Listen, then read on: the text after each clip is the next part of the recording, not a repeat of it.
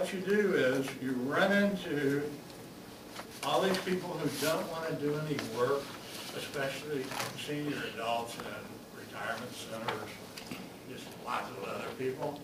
And they'll say things like, well, I don't have a story to tell. Well, there's 7 billion people in the world. And Mark Twain said, there has never yet been an uninteresting story. And that is true.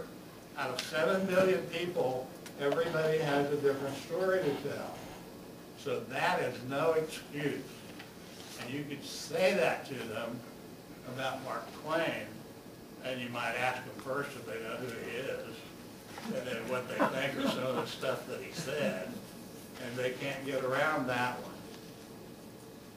The other one I love that Mark Twain says, and this is true about people who never write stories, who simply sit around and worry about things. Mark Twain said, I have lived through some interesting things in my life, and some of them actually happened.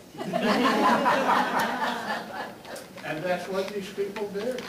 They sit in all these retirement centers and assisted living centers, and so do lots of other people, and they worry about things that they can't do anything about.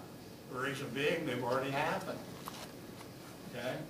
So, if they're writing, then they're busy, and they've got something to do with their time, and not only that, they're producing something they might sell on the internet. They might actually make some money from this. I'm going to read this letter. It's one of my favorite inspirational letters, and it's from a lady by the name of Madeline Stokes. And Madeline Stokes sent me this letter because I helped her get her book published.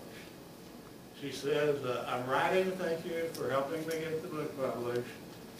The first book signing was at Kmart, and it was a great success. I have sold books in 12 states last count. I can hardly get my work done for people calling me who have read the book. One former newspaper reporter called this morning, and he wants to write a story about me. I have received so many tremendous reviews, hundreds of emails from influential people. Thank you again. God bless. Madeline Stokes. Madeline Stokes sent me this letter 10 years ago, and she was 91 years old.